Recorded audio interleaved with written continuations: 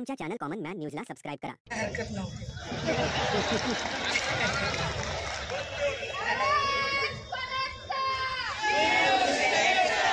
आपण म्हणजे युद्धात जिंकतो तहात हरतो अशी परिस्थिती.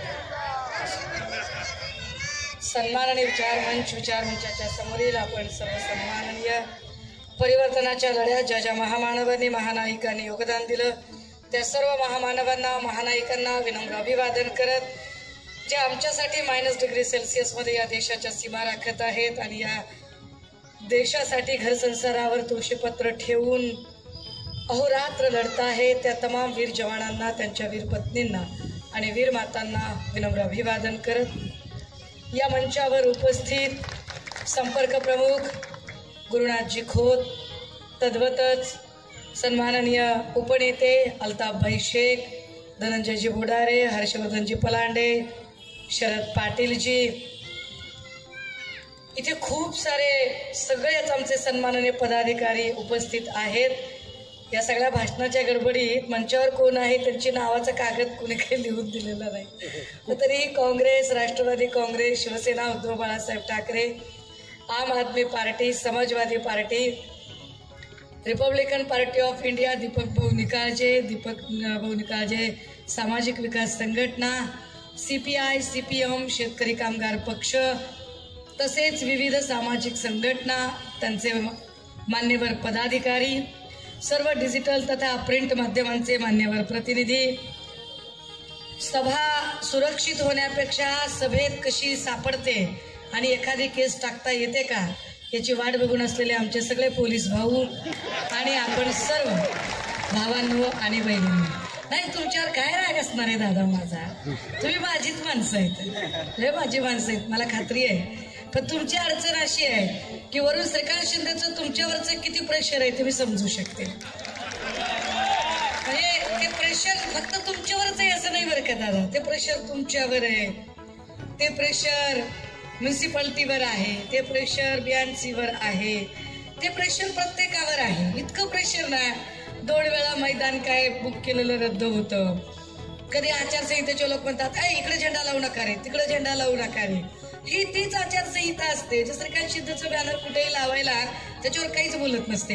हे बाबा आचारसंहितेचा कॅमेरा असला तर मी नीट दिसले पाहिजे, नीट आचारसंहितेला नीट कव्हर करायचं. दादा हो, माझ्याकडे म्हणजे मला असं वाटलं की मी कदाचित एक किमान 40-45 मिनिटं बोलणार आहे. एक 15-20 मिनिटाचा वेळ आहे माझ्याकडे. मी 15-20 मिनिटात माझी भूमिका मांडण्याचा प्रयत्न करेन. ज्या पद्धतीचं एकूण वातावरण सध्या देशात दिसते आणि जी लोक म्हणत होते की आम्ही 400 पार होणार आहोत, 2 टप्प्यातल्या वोटिंग नंतर आणि 3ऱ्या टप्प्याचं वोटिंग 2 दिवसांवर आहे, त्यावरून हे स्पष्ट चित्र आहे की हे 200 पारही होत नाही. Very clear. राज्यामध्ये ज्यांना वाटतंय की आम्ही 45 पार होणार आहोत ते 20 पार करू शकतील की नाही अशी त्यांना स्वतःला शंका आहे. त्यामुळे ही लोक कमालीची बिथरलेली आहेत. मग बिथरलेली लोक रोज वेगळं स्टेटमेंट करतात, रोज काही ना काही स्टेटमेंट येतं. म्हणजे तो बिथरलेपणा किती असू शकतो बघा की कालपर्यंत नरेंद्र मोदीजी यांनी एकही प्रेस कॉन्फरन्स घेतली नव्हती. अजूनही त्यांची हिंमत नाहीये प्रेस कॉन्फरन्स घ्यायची. पण ते काय करतायत, एका चॅनलचा एकच माणूस घ्यायचा, कोपच्यात घ्यायचा आणि इंटरव्ह्यू द्यायचा आणि तोही इतका कंट्रोल्ड वातावरणात द्यायचा की मला तर कधी कधी शंका वाटते की इंटरव्ह्यू कर्त्याकडून त्यांनी आधीच प्रश्नपत्रिका सगळी घेतलेली असते का की तू मला काय काय प्रश्न विचारणार आहे. म्हणजे तुम्हाला आठवत असेल मागे एक इंटरव्ह्यू त्यांनी अक्षय कुमारला दिला होता. त्यावेळेला आप आम कैसे खाते हैं, काट के खाते हैं की चूस के खाते हैं. जे काय या देशामधला किती गहन प्रश्न असेल की आप आम कैसे खाते, काट के खाते की चूस के खाते हैं. तर इतका भयंकर इतका अभ्यासू प्रश्न पंतप्रधानांना विचारणं म्हणजे कमालच आहे ना, डेअरिंग आहे ती माणसांची. आता ह्या सगळ्या डेअरिंग मध्ये मला मोदीजींवर मी काही फार बोलणार नाही. ते पेटेंट आम्ही सन्मान्य पक्षप्रमुख उद्धव साहेबांना दिले. आम्ही उद्धव साहेबांना सांगितलं साहेब तुम्ही फक्त आणि फक्त ते अमित शहा आणि मोदी बघून घ्या, बाकी फडणवीस आणि बावनकुळे निपटायला आम्ही तयार आहोत. एक नंबर निपटू शकतोय आम्ही. फडणवीसांवर राग असण्याचं एक महत्वाचं कारण हे आहे बरं का, मला असं वाटतं की मी कायद्याचा प्रचंड आदर करणारी मुलगी आहे. माझ्यासाठी कायदा परमोच्च आहे हा देश ज्या दिवशी आम्ही सार्वभौमत्व म्हणून स्वीकारला त्याच दिवशी आम्ही कायद्याचं राज्य स्वीकारलं. According to article 14 everyone is equal before law. कायद्यासमोर सगळे सारखे आहेत आणि कायदा सगळ्यात सर्वश्रेष्ठ आहे. परंतु देवेंद्रजींच्या काळामध्ये या कायदा सुव्यवस्थेचे जे 3, 13, 9, 18 झालेले आहेत तेवढे कुणाच्याही काळात झाले नाही. देवेंद्रजींच्या काळामध्ये जेवढा गृह खात्याचा अपमान झाला तेवढा अपमान कुणाच्याही काळात झाला नाही. म्हणजे मी वारंवार सांगते की एकीकडे नितेश राणे सारखा एखादा माणूस, म्हणजे बघा इथे मगाशी कोणीतरी बोललो होतं, सामाजिक चळवळीतले एक गृहस्थ बोलत होते, आपण सगळे लोक शेतकरी संघटनेची असतील, शेतकरी कामगार पक्षाची असतील, सीपीआयची असतील, सीपीएमची असतील, रिपब्लिकन पार्टी ऑफ इंडियाची असतील, चळवळीतली सगळी माणसं, ही माणसं वेगवेगळे मोर्चे काढतात, आंदोलनं करतात. ते जेव्हा जेव्हा मोर्चे काढतात ना त्या डिपार्टमेंटचे लोक, त्यांच्याकडे एक ब्रह्मास्त्र मिळाले, कलम 353चं. लगेच सरकारी कामकाजात अडथळा आणला, टाक 353, लगेच त्याला कंडम करून टाकायचं. पोलीस तर एवढ्या चटकन 353 टाकतात. म्हणजे हा मला एवढा अनुभव आहे ना की मी एकदा गेले तर मला एक पीआय म्हटला, फार बोलताय का, एक करून टाक रे म्हटला 353. अरे मी काय बोलले राजा तुला, तू लगेच माझ्यावर 353 टाकायचं. तर 353 होते कधी, जेव्हा प्रशासकीय कामकाजात अडथळा येतो किंवा प्रशासकीय कामकाज तुम्ही जाणीवपूर्वक तुमच्या बलशक्तीने, तुमच्या ताकदीने प्रभावित करण्याचा प्रयत्न करता आणि त्यामुळे एखाद्याला न्याय देण्यात अडचण येते, तेव्हा 353 नक्की पडू शकते. अशी 353 खरंच न्यायाने टाकली जाते का, याचं एकच उदाहरण सांगते. नितेश राणे एकदा असं म्हणाले की काय करायचं ते करून टाका रे, काय करायचं ते करा म्हटले. अजिबात काही मागं पुढे बघायचं नाही, काय कोणाला घाबरायचं नाही. आपला बाप सागर बंगल्यावर बसलाय. ह्यांचा पत्ता नारायण भाऊंचा पत्ता आहे कणकवलीचा आणि नितेश राणे सांगतोय की आपला बाप सागर बंगल्यावर बसलाय. असं मला त्याच्यात पण खोलात जायचं नाही. त्याच्यानंतर मग पुन्हा पोलीस जरा कॅमेरे घेऊन उभे राहायला लागले. वरबायटरी लिस्ट मध्ये नाव आलं असेल की नाही तुमच्याकडे, एक वरबायटरी लिस्ट, रंग सावळा, सशक्त बांधा, मध्य उंची, केस कुरळे, पोशाख साडी, भाषा मराठी, सदरील वर्णनाची व्यक्ती आपल्या हद्दीत आल्यास तिचे भाषण ध्वनिचित्र मुद्रित करावे, ती व्यवस्था नसेल तर ध्वनी मुद्रित करावे, तीही व्यवस्था नसेल तर टंकलिखित करावे, काही करावं पण भाषण रेकॉर्ड करावं. आता असं भाषण त्यांनी नितेश राणेचं रेकॉर्ड करायला एक कॅमेरा पुढे आणला. जसाही पोलिसांनी कॅमेरा आणला पुढे एकदा नितेश राणे म्हटले, काय माझा व्हिडिओ रेकॉर्ड करता म्हणे, काय व्हिडिओ रेकॉर्ड करायचं ते करा, काय कराल, फार तर तुम्ही हा व्हिडिओ रेकॉर्ड कराल आणि तुमच्या बायकोला नेऊन दाखवाल. हा कोणता चिकना बांधताना, हा कोण असा की ह्याचा व्हिडिओ काढून बायकोला नेऊन दाखवा पोलिसांनी. आता सुरू झालं म्हणता संपते, काय म्हणजे काय विषय आहे. बघा, एका अर्थाने नितेश राणेचं हे स्टेटमेंट पोलिसांवर प्रभाव आणणारं आहे. एका अर्थाने हे स्टेटमेंट हे पोलिसांना आपल्या कामापासून परावृत्त करणे, त्यांच्यावर दडपण आणणारे आहे. खरं तर यासाठी पोलिसांनी त्याच्यावरती 353 दाखल करणं अपेक्षित होतं. पण संबंध महाराष्ट्रात आणि त्या दिवशी ड्युटीवर असणाऱ्या एकाही पोलीस अधिकाऱ्याने ही हिंमत केली नाही की त्याच्यावर 353 दाखल करावी. नाही केली कुणी हिंमत. हाही तशी की जो ज्या खात्याचा मंत्री असतो त्याने आपल्या खात्याच्या कर्मचाऱ्यांना आपली म्हणजे तो पालक असतो त्या खात्याचा. गृह खातं हे देवेंद्रजींकडे आहे. देवेंद्रजींनी पालक म्हणून जर माझ्या खात्याच्या कर्मचाऱ्यांना, पोलीस कर्मचाऱ्यांचा अवमान होत असेल तर मी याचा बदला घेतला पाहिजे, मी याच्यासाठी याला दंडित केलं पाहिजे असं म्हणत नितेश राणेवरती तक्रार दाखल करायला हवी होती. पण देवेंद्रजींनी सुद्धा तक्रार दाखल केली नाही. 4 दिवसापूर्वी एक व्हिडिओ व्हायरल होतोय केतन तिरोडकर नावाच्या माणसाचा. गेले 8 ते 9 महिने मी ड्रग्जच्या विरोधात भांडते दादा हो. गेले 8 ते 9 महिन्यांपासून मी ड्रग्जच्या विरोधातले इतके पुरावे पोलीस स्टेशनला सादर केले.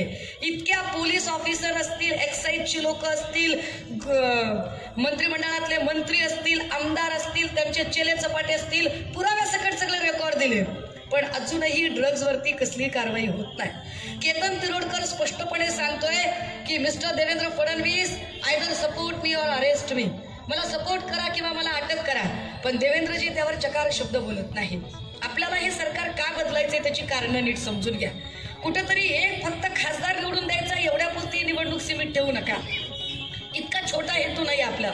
आपला हेतू काय आहे? या देशातली, या राज्यातली कायदा सुव्यवस्था टिकली पाहिजे. या देशात, या राज्यात कायद्याचा, पोलिसांचा धाक असला पाहिजे. देवेंद्रजी सत्तेत आल्यापासून कुठलाही कायद्याचा आणि सत्तेचा धाक राहिलेला नाहीये. आणि कधी काळी लोक निर्जन ठिकाणी अंधारात इकडे तिकडे गुन्हे करायचे. आता परिस्थिती अशी आहे की पोलिसांचा धाक न राहिल्यामुळे आणि पोलिसांच्या पक्षपाती वागण्यामुळे हे फार स्पष्टपणे मांडलं पाहिजे.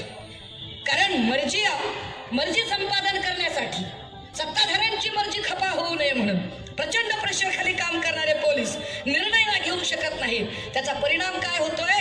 निर्जन ठिकाणी सोडा, लोक फेसबुक लाईव्ह करून एकमेकांचा मर्डर करायला लागले. डायरेक्ट पोलीस स्टेशन मध्ये गोळ्या झाडण्यापर्यंत जर लोकांची मजल जात असेल तर काय अवस्था आहे कायदे आणि सुव्यवस्थेची? म्हणून कल्याणकरांनी निर्णय घेण्याची गरज आहे. निर्णय काय घ्यायचा आहे? इथं कायदे सुव्यवस्था टिकवणं गरजेचं आहे. मगाशी पाण्यावरती फार बोललं गेलं. खरं तर पाणी प्रश्न पेटला आहे. मशाल पेटती ठेवण्यासाठी आता पाणी प्रश्न एवढा पेटलेला आहे आणि हा पाणी प्रश्न सोडवला जात नाही. जेवढी काही म्हणून कंत्राट असतात, मला वाटतं कुठे एबीपीने एकदा माणसानं खंडीवर खावं पण मांडी आडून कसं खावं ह्याची कला श्रीकांतकडे आहे. फार चांगली कला आहे. म्हणजे कंत्राट सगळी माझ्याकडे, ठेकेदार माझ्याकडे, एजन्स्या माझ्याकडे, चुनापुडी पासून ते मिनरल वॉटर पर्यंत आणि डीप फ्रीज पासून ते अगदी बल्ब पर्यंत सगळ्या प्रकारच्या एजन्स्या ह्या माझ्याचकडे असल्या पाहिजेत. एजन्स्यांच्यासाठी सगळ्या कंत्राटदारांचं क्लबिंग मीच केलं पाहिजे. मीच सगळ्या अधिकाऱ्यांना धंद्याला लावलं पाहिजे. सगळे अधिकारी मी माझ्याच अधीन ठेवले पाहिजेत. सगळ्या खात्याच्या अधिकाऱ्यांना मी रुबाबात सांगितलं पाहिजे. अशा पद्धतीचं जे राजकारण आहे ते राजकारण जर मोडीत करायचं असेल, दडपशाही, कारण एक कंत्राटदार जातो म्हणजे नुसता कंत्राटदार जात नाही, त्या कंत्राटदारासोबत इथले कामगार सुद्धा मरतात. हे नीट लक्षात घ्या. इथल्या कंत्राटदारांची तर उपासमार केली, पण त्यांच्याजवळ काम करणाऱ्या तमाम कामगारांची उपासमार श्रीकांत शिंदेमुळे झाली. हे नीट समजून घ्या. तुम्ही जे म्हणालात ना दादा की कामगार चळवळींच्या संदर्भाने फार जीव तोडून मांडायचा प्रयत्न करतोय. एक तिसरी गोष्ट का गरजेचं आहे, का इथे बदल झाला पाहिजे? मला याची कल्पना आहे की 10 वर्षापासून खासदार इथं होते. खासदार ज्या ज्या गोष्टी सांगतात तो MMRDAचा निधी आहे, तो राज्याचा निधी आहे. केंद्राचा निधी काय आहे याच्यामध्ये? केंद्राचा कोणता निधी वापरला? खरंच केंद्रामध्ये यांची चालते का? जे देवेंद्र फडणवीस आणि अमित शहा किंवा मोदीजी यांना भरीवर घालतात आणि सांगतात की असली आणि नकली शिवसेनेतला फरक, हे खरंच असली शिवसेनेचे पाईक आहेत का? श्रीकांत शिंदेचे वडील हे शिवसेना प्रमुख होऊ शकतात का? अहो, शिवसेना प्रमुख कोण असतो? शिवसेना प्रमुखाचा एक दरारा, एक रुबाब होता आहे. कसा दरारा आणि कसा रुबाब की लक्षात घ्या, जेव्हा अटल बिहारीजी होते किंवा अडवाणीजी होते, अगदी गडकरी मुंडे साहेब होते, बाळासाहेब असतानाही वंदनीय बाळासाहेबांच्याही काळामध्ये जागा वाटपाची चर्चा करायची असेल तर दिल्लीतनं लोक तिथून इकडे येत होती आणि मातोश्रीचे उंबरे झिजवत होते. वंदनीय बाळासाहेबांच्या नंतर उद्धव साहेबांनी पक्ष हातात घेतला, पक्षाचा धुरा सांभाळली. पक्षाची धुरा त्यांनी सांभाळल्याच्या नंतर आता सुद्धा म्हणजे अगदी मागच्या काळात अमित शहा असतील किंवा नरेंद्र मोदी असतील, हे मातोश्रीचे उंबरे झिजवत होते. फरक काय नीट समजून घ्या. पण ज्यांना असली शिवसेना म्हणून गोंजारलं जातंय ते एकनाथ शिंदे भाऊ, हे टेंभी नाक्यावर कुणी भाजपचा नेता येत नाहीये, लक्षात घ्या. टेंभी नाक्यावर अमित शहा येत नाही, टेंभी नाक्यावर मोदीजी येत नाहीत. टेंभी नाक्याच्या एकनाथ शिंदे यांना दिल्लीत मुजरे करायला बोलावलं जातं. यावरूनच असली आणि नकली कोण आहे हे स्पष्ट होतं. बरं, त्यातही जेव्हा एकनाथ भाऊ असं म्हणतात की मी श्रीकांतला, मला वाईट वाटतंय की मी श्रीकांतला साधं हॉस्पिटल टाकून देऊ शकलो नाही. भाऊ, तुम्ही तुमच्या पोरांना हॉस्पिटल नाही टाकून देऊ शकलात तर कल्याणकरांना आणि अंबरनाथकरांना तुम्ही काय हॉस्पिटल टाकून देणार आहात? कुणीतरी इथं हॉस्पिटलचा मुद्दा मांडला आणि ज्याला स्वतःच्या पोराला दवाखान्यात टाकून देता आला नाही, तिथं आपली काय बात आहे? ते आपल्याला काय हॉस्पिटल टाकून देणार आहे? विचार करण्यासारखं आहे. बरं, तरी पण यांचा टेंबा, आम्ही शिवसेना आहोत. तुम्ही कशी शिवसेना आहात? तुमच्या पोराची उमेदवारी जाहीर करण्याची ताकद तुम नव्हती. श्रीकांतची उमेदवारी भाजपनं जाहीर केली. भाजपनं सांगावं लागलं की शिंदेला कल्याणमधून उमेदवारी मिळणार आहे, पण तुमच्यामध्ये तिकत नव्हती, तुमच्या तोंडात तेवढे दात नव्हते की तुम्ही सांगावं. तुम्ही काय शानपट सांगायचे आम्हाला? पण ह्या सगळ्यांच्या उपर त्यांचं अजून एक असतं बरं का. म्हणजे आता समजा मी इथं बोलले आणि मी गेले की हे जे सगळे मीडियावाले आहेत ना, हे काय करणार? हे श्रीकांत भाऊकडे जाणार आणि मग श्रीकांत शिंदेंना विचारणार, असं त्या म्हणाल्या, असं असं म्हणाल्या, असं असं असं त्यांचं म्हणणं होतं. यावर तुमचं काय म्हणणं आहे ते काय सांगणार? त्यांचं ठरलेलं उत्तर, अहो त्यांचं स्टेटमेंट तरी बघायचं होतं. त्यांनी शिवसेनेवर कशी टीका अरे केली की. मी लाख वेळा सांगते, माझ्यात आणि वंदनीय बाबांमध्ये काही जण असतं तर एका गोष्टीचं नक्की साम्य आहे. मी वंदनीय बाळासाहेबांसारखी एका गोष्टीत नक्की आहे. माझा शब्द म्हणजे बंदुकीची गोळी, एकदा गेली गेली, शोधत बसत नाही इकडे पडली का तिकडे पडली. होय बिनपणाने सांगते, जेव्हा शिवसेना भाजपच्या सोबत होती आणि भाजपच्या प्रभावाखाली होती तेव्हा निश्चित विरोध केला. पण आज मी तितक्याच ताकदीने आणि तितक्याच मनाने, तितक्याच मोकळेपणाने आणि निस्वार्थ भाव शिवसेनेसोबत उभी आहे. आणि तिथं ताकदीने सांगते मी की होय मी आले, तुमच्यासारखी खोक्यासाठी कुठेही बदललेली नाहीये. मी तुमच्यासारखी ईडीच्या भीती नाही. मी सारखी कुठेतरी समी की होय मी आले, तुमच्यासारखी खोक्यासाठी कुठेही बदललेली नाहीये. मी तुमच्यासारखी ईडीच्या भीती नाही. मी सारखी कुठेतरी समृद्धीची फाईल निघाली म्हणून गेलेली नाही. सुषमा अंधारे आणि फक्त या देशाची घट वाचवण्यासाठी, देशाचा कायदा वाचवण्यासाठी, या देश समाजवादी, धर्मनिरपेक्ष, लोकशाही, राज्य ही 5 तत्व वाचवण्यासाठी सुषमा अंधारे उभी आहे. कोणीही म्हणावं की शिवसेनेमध्ये कधी काही पदाची अपेक्षा केली म्हणून ठाम सांगितलं की साहेब तुम्ही सांगाल ती भूमिका आम्ही पार पाडू. गेल्या 2 वर्षात खात्रीने सांगते, एकही दुष्मा अंधारे प्रवेश केल्यापासून घरात रोज महाराष्ट्र पिंजून करतोय. आणि हे ताकदीने उभं राहताना आणि हे सगळं ताकदीने मांडताना मला काय गरज वाटते? तुम्ही आठवा दादा हो, जेव्हा बंड केलं ते बंडच ती गद्दारी होती. बंड हा फार गुळगुळीत शब्द आणि फार गुटगुटीत शब्द त्यांनी वापरला. जेव्हा यांनी गद्दारी केली तेव्हा गरमतर म्हणाले, काय शेतकऱ्याच्या पोराने मुख्यमंत्री होऊच नाही, काय शेतकऱ्याच्या मुख्यमंत्री होण्याच. अरे कोण म्हणलं? ओरडून ओरडून कशाला खोटं बोल पण रेटून बोल करताय? कशाला हिंदू मुस्लिम करताय? काय हिंदू मुस्लिम करताय? मुसलमान परेशान, कैसे परेशान हो रहा मुसलमान? हा, कशामुळे मुसलमान परेशान होईल? अरे असं काही आहे का इथे की मुसलमानाला 1250 रुपयाला गॅस मिळतो आणि हिंदूंना काय 200 रुपये गॅस मिळतो? काय मुसलमानांना 200 रुपये किलोने तूर डाळ मिळते आणि हिंदूंना काय 20 रुपये किलोने तूर डाळ मिळते का? मुसलमानाच्या पोराला 2.5-3 लाख रुपये देऊन शाळेत ऍडमिशन मिळतं आणि हिंदूच्या पोराला काय फुकट ऍडमिशन मिळतं का? अरे हिंदू असेल, मुसलमान असेल, ख्रिश्चन असेल, बौद्ध असेल, जैन असेल, सगळेच पिसले जात आहेत महागाईमध्ये. सगळ्यांनाच महागाईचे चटके बसत आहेत. हा धर्माचा वाद आणला कुणी? कोण आणतं हा धर्माचा वाद? ज्यांना विकासावर बोलता येत नाही, ज्यांना मागच्या 10 वर्षातले आपले मुद्दे सांगता येत नाहीत, ते जाती धर्माच्या भिंती करतात. मला आनंद आणि अभिमान आहे इथल्या हिंदू मुस्लिम दोघांचाही की ज्यांनी भाजपच्या या चिथावणीखोर वक्तव्यांना अजिबात बळी पडले नाही आणि एकसंगतेने पुढे चालत राहिले. पण जसंही फडणवीसांच्या लक्षात आलं की हिंदू मुस्लिम दंगल होऊ शकत नाही, त्यांनी दुसरा डाव टाकला. कालपर्यंत आम्ही सगळे गावगाड्यात आणि एखाद्या सोसायटीमध्ये आम्ही सगळे गुण्यागोविंदानं नांदत होतो. कालपर्यंत इथला मराठा, साळी, माळी, कोळी, तेली, तांबोळी, आतार, बागवान, सुतार, लोहार, कुंभार, घिसारी, कैकारी, परधी आम्ही सगळे गुण्यागोविंदानं नांदत होतो. पण फडणवीसांमुळे मराठा विरुद्ध ओबीसी हे वातावरण इथं तयार झालं. फडणवीसांनी जाणीवपूर्वक मराठा विरुद्ध ओबीसी हा वाद इथं लावला आणि ते फडणवीस म्हणतात हिंदू, काय तुम्हाला हिंदूंबद्दल प्रेम आहे? काय आपुलकी आहे तुम्हाला हिंदूंबद्दल? बारसू रिफायनरीमध्ये ज्यांच्यावरती लाठी हल्ला झाला ते हिंदू नव्हते का? लाठी हल्लाचे ऑर्डर करणारे अधिकारी हिंदू नव्हते का? लाठी हल्ला ज्या खात्याच्या कर्मचाऱ्यांनी केला अर्थात पोलिसांनी, त्या खात्याचा मंत्री म्हणून देवेंद्र फडणवीस तुम्ही हिंदू नाहीत का? त्या देहूच्या आळंदीच्या वारकऱ्यांवरती लाठी हल्ला झाला, ते वारकरी हिंदू नव्हते का? त्यांच्यावर लाठी हल्ला झाला तरी लाठी हल्ला झालाच नाही असं रेटून खोटं बोलणारे देवेंद्रजी हिंदू नाहीयेत का? अंतरवली सराटीमध्ये ज्या मराठा भावांवरती लाठी हल्ला झाला ते हिंदू नव्हते का? अरे उलट तुमच्या काळात मुसलमानांपेक्षा हिंदू जास्त परेशान झाला. उलट तुम्ही लोकांना तुकडे तुकडे म्हणता, खरी तुकडे तुकडे गँग तर भाजपवाले आहेत. खरी तुकडे तुकडे गँग आणि खरं जाती आणि भिंती आणि जाती आणि धर्मांचं कंपार्टमेंटचं राजकारण इथं जर कोणी उभं केलं असेल तर ते राजकारण देवेंद्रजी आणि भाजपाने केलं. फुटीरतावादाचं राजकारण हे देवेंद्र फडणवीसांनी केलं.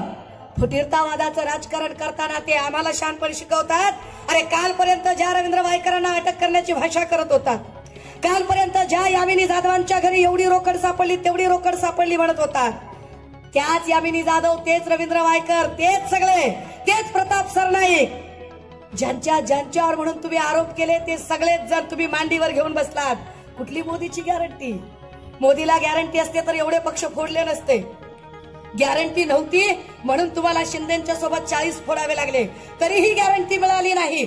मग तुम्हाला राष्ट्रवादी फोडावी लागली, तरीही गॅरंटी मिळाली नाही. म्हणून तुम्हाला अशोकाच्या झाडाला कमळाचं फुल करावं लागलं, तरीही गॅरंटी मिळाली नाही. म्हणून तुम्ही बंद पडलेलं इंजिन आपल्या यार्डात आणून लावलं. तुम्ही शानपण सांगता काय? कुठलं शानपण सांगताय तुम्ही? आणि तुम्हाला असं वाटतं की तुम्ही काहीही बोलाल? मिया मुंह में जुबान हम भी रखते हैं.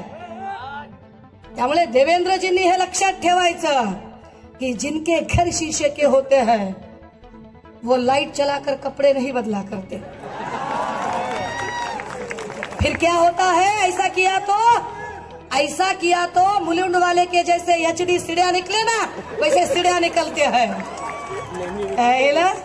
एक आक्रस्ताळी बाई कुणीतरी उठते आणि शानपण तीनपाट असो. या आक्रस्ताळ्या बायकांबद्दल बोला वाटत नाही. आयला सुप्रिया सुळेंची पर्स बाळगू बाळगू मोठ्या झालेल्या या बाया, काय बोलायचं यांच्यावर? आणि यांनी आम्हाला शानपण सांगायचं तुमच्या जाहिरातीत असं आहे. मुळात तू कशाला बघायला गेलतीस? हा, तू कशाला बघायला गेलतीस तिकडे? तुम्ही आम्हाला शानपण सांगायचं? अरे या देशातल्या महागाईवर बोला ना. काय या देशात महागाई झाली आहे त्याच्यावरती बोला. तुम्हाला जर वाटतंय की 80 करोड जनतेला राशन दिल्यामुळे तुम्ही महागुरु होताय तर चूक. फुली, एकदम फुली. अरे 80 कोटी लोकांना रेस्टिंगच्या रांगेत उभं करणं म्हणजे विश्वगुरु नसतं. 80 कोटी लोकांना एम्प्लॉयमेंट मिळवून देणं म्हणजे विश्वगुरूचं काम असतं. ते तुम्ही करू शकताय का ते बोला. त्यावरती तुम्ही काय बोलणार आहात ते सांगा. किती किती किती खोटं बोलाल, किती खाली पातळीला उतराल. 2 टप्प्यातलं फक्त वोटिंग झालं दादा हो. 2च टप्प्यातलं वोटिंग झालं आणि यांना कळलं की इलेक्शन फिरलंय, वातावरण फिरलेलं आहे, आपल्या विरोधात चाललेलं आहे.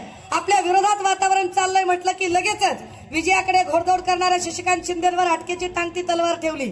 तिकडे माड्यामध्ये अभिजित पाटील फार जोरात प्रचार करतायत म्हटलं की अभिजित पाटलांच्या विठ्ठल नागरी सहकारी साखर कारखान्यावर जप्ती आणली. आणि काय खोडगेपणाचा कळस. त्याच अभिजित पाटलांना भाजपात घेऊन आज देवेंद्र फडणवीस स्टेजवर म्हणतायत अभिजितराव कारखाना कसा चालवायचा ते तुमच्याकडून शिकलं पाहिजे. अरे जनाची नाही तर मनाची तरी काय बोलताय तुम्ही? काय लोकांच्या कानात भिडे आहेत? ह्याच्या आक्रस्ताला बायका बोलतात, त्या बायकांना कळत नाहीये. इथून एक महिला उभी राहिली आहे. काय महिलांचे प्रश्न? महिला असुरक्षेबद्दल किती संवेदनशील आहे हे सरकार. म्हणजे आम्हाला शहाणपणी शिकवणाऱ्यांना कळत नाहीये की बिल्किस बानोच्या बलात्काऱ्यांना मिठाया भरवणारी हीच भाजपा, हाथरस उन्नाव कठवामध्ये गप्प बसणारी हीच भाजपा, कुलदीप सेंगर सारख्या बलात्काराच्या समर्थनार्थ मोर्चे काढणारी हीच भाजपा. अथलेटिक्स आणि ऑलिम्पिकच्या आमच्या पोरींनी ज्या ब्रिजभूषण सिंग वरती लैंगिक शोषणाचे आरोप केले त्याच ब्रिजभूषण सिंगच्या पोराला जर हे तिकीट देत असतील तर हे कसले बेटी बचाव वाले? हे तर बेटी भगाव वाले लोक आहेत. यांना काय लेकी बाळींची सुरक्षा कळलेली आहे. एक प्रज्वल रेवन्ना, तो प्रज्वल रेवन्नाचे 3000पेक्षा अधिक सेक्स व्हिडिओ व्हायरल होतात आणि यावर यांच्या आक्रस्ताळ्या बायका चकार शब्द काढत नाही. 3000पेक्षा जास्त सेक्स व्हिडिओ ज्याचे व्हायरल झाले, ज्याने 3000 बायकांचं लैंगिक शोषण केलं. आपल्या घरात कामाला असणाऱ्या वयोवृद्ध आपल्या आईच्या समान असणाऱ्या बाईचं ज्याने शोषण केलं, अशा प्रज्वल रेवन्नाचा प्रचार मोदीजी जाऊन करतात. ये मोदी की गॅरंटी आहे. क्या गॅरंटी आहे मोदी की अशा बाईचा प्रचार. माझ्याकडे अजूनही 9 मिनिटं आहेत. हा म्हणजे पोलिसांमध्ये चलबिचल होण्याच्या आधी मीच सांगितलं पाहिजे त्यांना.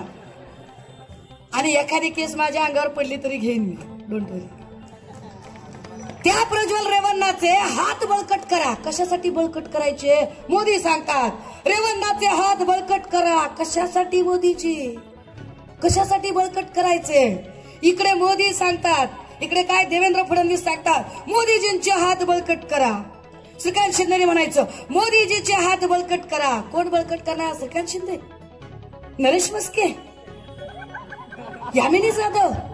अरे ज्यांचे हात दुनियाचे भ्रष्टाचाराने कळकट आणि मळकट झालेत, असे कळकट हात काय सत्ताधाऱ्यांच्यात बळकट करतील? आम्हाला मोदींचे हात बळकट करायचे नाहीये. आम्हाला या देशात लोप पावत चाललेली संविधानिक व्यवस्था बळकट करायची आहे. म्हणून ही लढाई आमच्यासाठी महत्वाची आहे. आम्हाला इथे पुन्हा एकदा कायद्याचं राज्य स्थापित करायचं आहे. जे लोग सांगतायत वन नेशन वन इलेक्शन, हम वन नेशन वन इलेक्शन में यकीन नहीं रखते हैं. वन नेशन वन इलेक्शन ये हुक्मरान करने वाली बात होती है. हम बोल रहे हैं कि वन नेशन वन इलेक्शन नहीं, वन नेशन और वन एज्युकेशन की ज्यादा जरूरत आहे. टाटा बिर्ला आणि अंबानीच्या पोरांना ज्या क्वालिटीचं शिक्षण मिळेल त्याच क्वालिटीचं शिक्षण आमच्या लेकरांना मिळालं पाहिजे. यासाठी इंडिया महाविकास आघाडी कटिबद्ध असेल. म्हणून ही निवडणूक आम्हाला महत्वाची आहे. ही निवडणूक आम्हाला का महत्वाची आहे?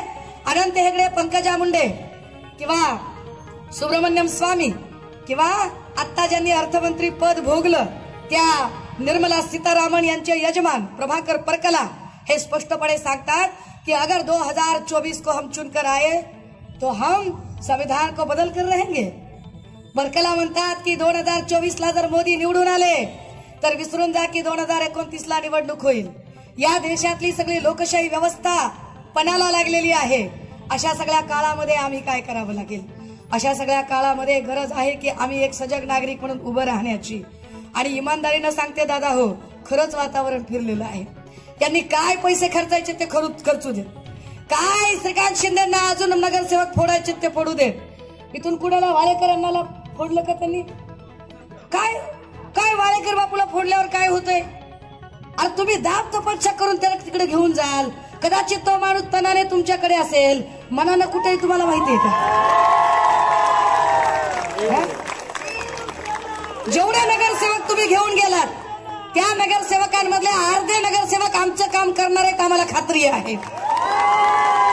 तुम्ही काही जरी म्हणलात तरी या लोकसभेमध्ये जे 6 आमदार आहेत त्या 6 पैकी किमान 4 आमदार आमचं काम करतील, आम्हाला खात्री आहे. कारण त्या 4 आमदारांचा अख्खा स्वाभिमान तुम्ही पायदळी तुडवलेला आहे. त्या 4 आमदारांना तुम्ही जो त्रास दिला, त्या आमदार गणपत गायकवाडांच्या माय माऊलीला कारण नसताना जो त्रास होतोय, आम्हाला माहिती आहे की तुम्ही काय पद्धतीनं दबावाचं राजकारण करताय. गॅरंटी आहे ना तुम्हाला मोदीची? फार गॅरंटी आहे ना तुमच्या पप्पांनी काम केल्याची? तर तुमच्या पप्पाला एवढी माणसं का फोडावी लागतात? का एकट्याच्या बलबुत्यावर इलेक्शन लढणं होत नाही तुम्हाला? लढा, लढून दाखवा, मग आम्ही तुम्हाला सांगू. आणि हो, आम्हाला विकास करायचा आहे. आम्हाला विकासासाठी आम्ही सगळं करत आहोत. आईला 2 महिन्यात तुम्हाला विकासाचा साक्षात्कार होतो का? 2 महिन्यापूर्वी वज्रमुठ सभेमध्ये जे अजितदादा स्टीलचा, वाळूचा, सिमेंटचा भाव वाचून दाखवत होते, त्यांना 2च महिन्यामध्ये मोदीजी विकास करतायत असा साक्षात्कार झाला. फार विचार करण्यासारखे बरं का. इकडे आमचे एकनाथ भाऊ पण म्हणतात आपल्याला विकास करायचा आहे. कसला विकास करणार आहात? मायबापाच्या इमानदारीनं मी अख्ख्या महाराष्ट्रात प्रश्न विचारते, इथं पुन्हा विचारायला तयार आहे. मोदीजी आणि त्यांचे इथले भक्तुल्ले आणि त्यांचे हिमायतगार झालेले एकनाथ शिंदे साहेब आणि श्रीकांत या सगळ्यांनीच उत्तरं द्यावी. मी 10 वर्ष धरत नाही, मी तुमचे फक्त 9च वर्ष धरते. 10वं वर्ष पूर्ण व्हायचे म्हणून थांबवते. 9 वर्षासाठी तुम्हाला 9च प्रश्न आम्ही विचारतोय. त्या 9 प्रश्नाची उत्तरं तुमच्याकडे आहेत का सांगा. 9 वर्षामध्ये मला महाराष्ट्रातले असे 9 जिल्हे सांगावेत त्यांनी. 9 जिल्हे की जिथं एकाही शेतकऱ्याने आत्महत्या केली नाही. सांगा. या महाराष्ट्रातले 9 अशी शहरं सांगा की जी स्मार्ट सिटीच्या नावाखाली तुम्ही 100% डेव्हलप केले. दाखवावी त्यांनी. 9 असे खासदार दाखवावेत त्यांनी की ज्यांनी खासदार दत्तक ग्राम योजनेतनं गावं दत्तक घेतली होती आणि त्या गावांचा 100% कायापालट केला. श्रीकांत शिंदेनी कोणतं गाव दत्तक घेतलं होतं आणि त्या गावाचा कायापालट झाला की नाही हे पण त्यांनी सांगावं. तुम्ही नावं जाहीर करायची, मी कागदपत्र दाखवायची. 9च मला 9 अशी फक्त राज्य सांगा की मोदींच्या काळामध्ये त्या 9 राज्यांमध्ये दलित आणि अल्पसंख्याकांवर अजिबात अत्याचार झाले नाही. मला 9 असे जिल्हे सांगावेत, 9 अशी राज्य सांगावीत की जिथं एकही माय माऊली प्रताडित झाली नाही, एकही महिलेचं लैंगिक शोषण झालं नाही आणि अत्याचार झाले नाही. 9 असे भाजपचे नेते सांगा, 9च नेते की ज्या 9 भाजपच्या नेत्यांवर ईडीने कारवाई केली. का? भाजपच्या लोकांकडे पैसे नाहीयेत, श्रीकांत शिंदेकडे पैसे नाहीयेत, नाही पैसे लोकांकडे. का? किती राहिले दादा? आपण प्रवेश माईक बंद करून करू दादा, 3 मिनिटं कारणीला. भाजपच्या लोकांकडे पैसे नाहीयेत का? ईडी त्यांच्या मागे लागत नाही. श्रीकांत शिंदेकडे पैसे नाहीत, ईडी त्यांच्या मागे लागत नाही. का? भिका लागल्यात का सगळ्यांना? माधुकरी मागून जगतायत का? पैसे नाही आहेत भाजपच्या लोकांकडे, पैसे फक्त विरोधकांकडे आहेत का? म्हणजे ईडी फक्त विरोधकांसाठी वापरता का? ताकद असेल तर ईडी सीबीआई इलेक्शन कमिशन सोडून उभे राहा. तुम्ही कसली गॅरंटी देताय? फॅशन के दौर में कोई गॅरंटी का जमाना नाही आहे. आणि मी मगाशी सांगितलं आणि परत एकदा सांगते, सगळीकडे मार्केटमध्ये बोर्ड असतो, एकदा विकलेला माल परत घेतला जाणार नाही. जर विकलेला माल परत घेतला जात नसेल तर विकलेला खासदार आणि विकलेला आमदार कसा परत स्वीकारायचा आम्ही तुम्ही सांगा. आम्हाला विचार करावा लागेल त्यावरती की तुम्ही आम्हाला कुठल्या गॅरंटीच्या गप्पा मारताय. अरे गॅरंटी आहे ती उद्धव बाळासाहेब ठाकरे नावाची, ज्या माणसाने तख्तो ताज गेला. ईडी, सीबीआय, इलेक्शन कमिशन, केंद्रीय गृह खातं, राज्याचं गृह खातं, आसामचं पोलीस खातं, गोव्याचं पोलीस खातं, सगळ्या पोलीस खात्यांनी ताकद लावली. सगळ्या स्वायत्त यंत्रणा पाठीशी लागल्या. 105 आमदार, सगळे खासदार आणि त्याच्यासोबत लाखो लावारिस पेट्रोलर्स, एवढे सगळे मारा करत होते. तरीही एकटा वाघ ताकदीनं लढत होता. गॅरंटी त्याची आहे. गॅरंटी 100 लोकांच्या बॉडीगार्ड मध्ये फिरणाऱ्याची गॅरंटी नसते. आणि तुला तुझ्या जीवाची गॅरंटी नाही, तू एकटा फिरू शकत नाही. आम्ही एकटे फिरून दाखवतो आणि वारंवार सांगतो की कळप लांडग्यांचे असतात, वाघीण एकटीच येते. ताकदीनं सांगतो. आपल्या गॅरंटीच्या बाता मारताय दादा. हो, दडपशाही मोडून काढली पाहिजे. सगळ्यात महत्वाची अडचण काय माहितीये का आपली? आता आपल्या मनातली भीती गेली पाहिजे, दडपशाही मोडून काढली पाहिजे. डर के आगे जीत है, ये डर निकलना चाहिए. यांनी जे हे पोलीस आणि या सगळ्याचे खाके दाखवलेत ना, ह्याच्या सगळ्या भीती दाखवल्या आहेत. मुक्त संवादच्या माध्यमातून मागच्या वेळेला आले होते. इथले सगळे वकील सांगतात की महाराष्ट्रातला सगळ्यात जास्त जर क्राईम रेट कुठला असेल तर तो कल्याणचा क्राईम रेट आहे. सगळ्यात जास्त क्राईम रेट. काय पद्धतीचं वातावरण करून ठेवलंय. हा क्राईम रेट जर कमी आणायचा असेल तर इथं बदल झाला पाहिजे. ताकदीनं इथं सांगितलं गेलं पाहिजे. आणि हो, शेवटच्या 1-1.5 मिनिटात एक सांगते अजून, जाहिरातींना बळी पडू नका बरं का. पुन्हा सांगते, जाहिराती चांगल्या गोष्टीच्या नसतात. तुम्ही नेटफ्लिक्स आणि अमेझॉन जेव्हा स्क्रोल करता ना, त्यावर तुम्हाला चांगलं पुस्तक वाचायची जाहिरात येत नाही, चांगल्या एखाद्या प्रॉडक्टची जाहिरात येत नाही, दुधा तुपाची, दह्याची, बदामाची, जे तब्येतीला चांगले आहेत त्याची जाहिरात येत नाही. जाहिरात कशाची येते? जंगली रमी पे आओ ना महाराज. जाहिरात कशाची असते? बोलो जुबा केसरी. जाहिरात कशाची असते? खूब जमेगा रंग जब मिल बैठेंगे 3 यार, आप मैं और बैक पाय पर. जाहिरात वाईट गोष्टींची असते दादा. हो, मोदीजी वाईट विचारांचे आहेत, देवेंद्र फडणवीस वाईट विचारांचे आहेत. त्यांचा विचार जातीवादी आहे, त्यांचा विचार धर्मांध आहे, त्यांचा विचार जात आणि धर्मांमध्ये भिंती निर्माण करणारा आहे, त्यांचा विचार जातीमध्ये, धर्मामध्ये विष पेरणारा आहे. आणि विषारी विचार असणारे लोक जाहिरातींचा मारा करतात. आम्हाला जाहिरात करायची गरज नाही. आम्ही एवढंच सांगू शकतो की पश्चिम बंगालमध्ये ममता बॅनर्जी तट देऊन लढत आहेत. तेजस्वी यादवाने शड्डू ठोकलेला आहे. इकडे केरळमध्ये ह्यांना कुणीच घुसू देत नाही मध्ये. तमिळनाडूमध्ये हे 0 आहेत. आंध्र कर्नाटकचं चित्र तुमच्या समोर आहे. आणि महाराष्ट्रातलं सगळं वातावरण फिरलंय. पंजाब आणि वरच्या भागामध्ये ज्या शेतकऱ्यांच्या आंदोलनाच्या मार्गात यांनी काटे पेरले, खिळे ठोकले, तेही लोक यांच्या सोबत नाहीये. त्यामुळे घाबरायचं काही कारण नाही. हे तर हे, पण खात्रीनं सांगते, मागच्या वेळेला सांगितलं होतं पुन्हा एकदा तमाम आमच्या पोलीस भावांनाही, दादा हो, काय आमच्यावर दडपण आणायचं ते आणागडे तुम्ही. 4 महिन्याच्या नंतर तुमच्या सोबत आम्हीच असणार आहोत, खात्रीनं आम्हीच असणार आहोत. आणि म्हणून वेळ इथे, माझी वेळ आत्ता आचारसंहितेची जी वेळ आहे ती मला परमिशन घ्यायला सांगते. कुणाचीही माफी मागणार नाही. मला असंच बोलायचं होतं, हेच बोलायचं होतं, याच भाषेत बोलायचं होतं, याच शब्दात सांगायचं होतं. बोलून शब्द बदलायला मी काही देवेंद्र फडणवीस किंवा एकनाथ शिंदे नाही. मी सुषमा अंधारी आहे. ठामपणे येणाऱ्या 20 तारखेला मशालीवर शिक्कामोर्तब करूया. थांबते, रजा घेते. जय हिंद, जय महाराष्ट्र.